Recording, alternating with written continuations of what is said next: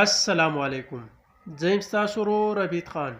ملګرو، د سپرلي موسم شروع کېدو والا دی، نو د الله د رضا دپاره دا مرغان مه وژنئ، نو واړه بچي په جالو کې په تمه ناست نو دا شار شان میسج و مال چې تاسو له یې درکم.